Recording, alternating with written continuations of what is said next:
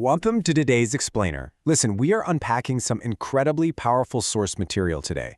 We're talking about a massive paradigm shift in how we approach our daily existence. We are moving away from that exhausting everyday cycle of mere survival and stepping into the active, intentional process of literally sculpting your life. If you're someone who loves to optimize, to learn, and to really dig into your own potential, this framework is going to be absolutely game-changing for you. We're going to map out exactly how you can take your everyday struggles and transform them into a living, breathing masterpiece.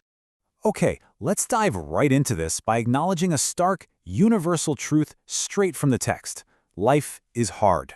I know, it sounds super simple, right? But the source material points out that we so often operate under this weird false assumption that life is just supposed to be easy. Let's be real, every single time you have a plan, a dream, or a goal, life just kind of happens. It brings disappointments, it brings these wild peaks and valleys that disrupt absolutely every well-laid plan you've ever made. Most of us just want to hunker down in our comfort zones and do the stuff we're already good at. But if you truly want to grow, you've got to stop expecting things to be a breeze. Honestly, it's the friction that actually creates the spark. And all that friction, it leads us right here.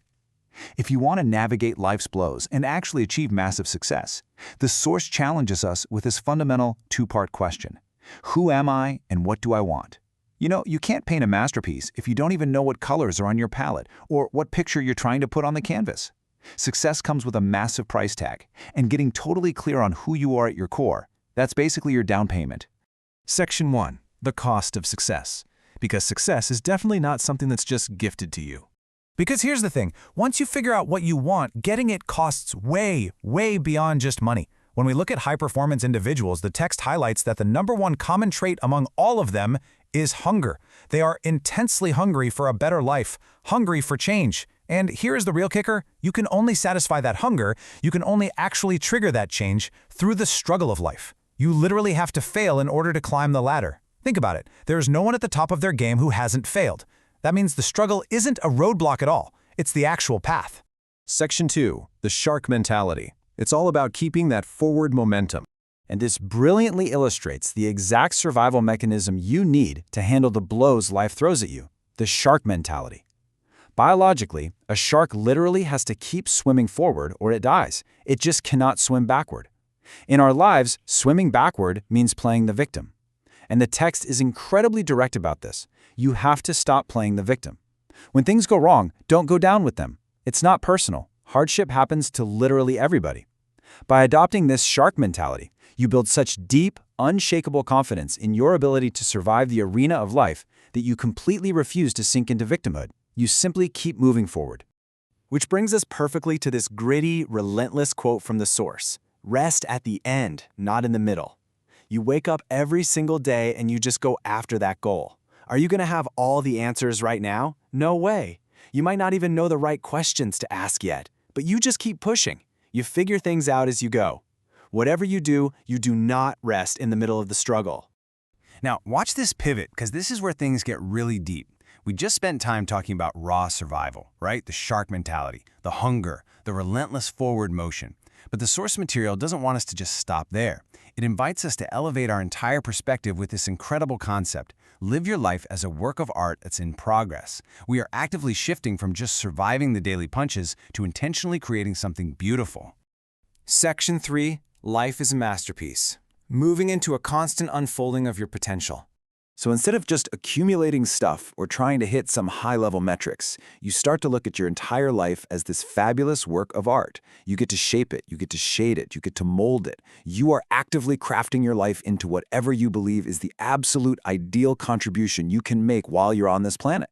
It becomes all about the actual unfolding of your humanity, rather than just surviving the day-to-day grind. Section 4. The work of self-development. The daily process of keeping your tools sharp. Now, what's really interesting about this slide is how clearly it separates two concepts we often mix up. If you're going to be the artist of your own life, you have to understand this. On one side, we have spiritual awareness.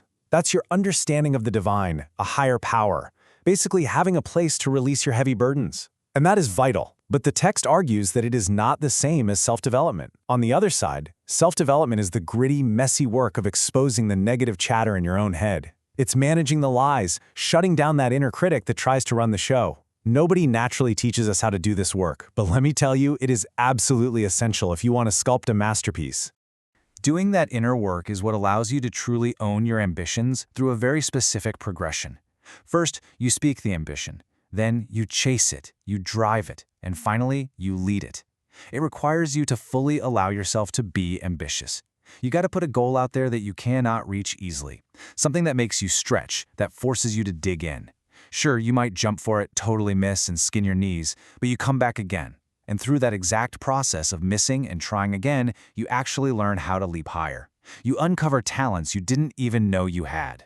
Section 5. Embracing your duality. Learning to live with opposing truths.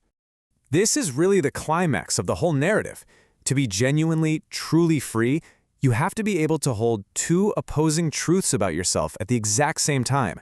You must own your brilliance and your imperfections. You own your giant and you own your smallness. The source argues that so many of us try to dim our own light just so other people won't feel insecure around us. But actually, if you can stop doing that, if you can live in this constant state of duality, the freedom you experience, it's going to be earth-shaking. Take a look at how this breaks down. When you allow your brilliance and your imperfections, your greatness and your smallness, to truly coexist, you are serving all of yourself up to the world. And by doing that, you are giving the world permission to see you and judge you, to love you, and yes, to leave you. The text points out a really profound truth here. Some of us are just as terrified of being loved as we are of being left.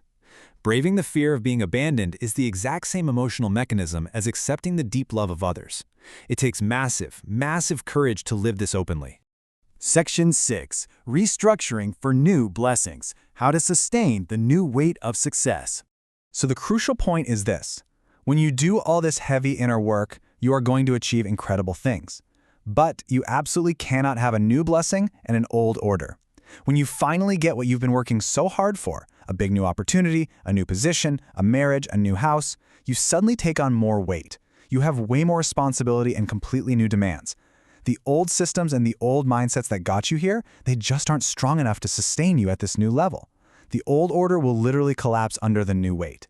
Because of that, you have to follow this mandatory sequence. Number 1, refocus on the new demands. Number 2, restructure your systems and your habits for that added weight. And number 3, completely reorganize your life to support this totally new level of existence. If you just try to be everything to everyone without restructuring, you're going to burn out and stop growing. The highest performers in every single category, whether they're CEOs, parents, partners, they all have an endless willingness to just grow and restructure whenever it's necessary.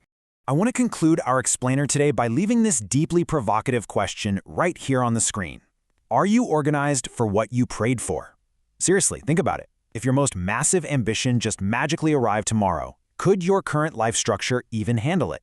I urge you to be the outlier. Be the person with that constant, burning desire to grow, the one who never gives up, and the one who is actively, intentionally turning their life into an absolute masterpiece. Thank you so much for exploring this with me today, and I highly encourage you to take some time to reflect on what exactly you need to restructure in your life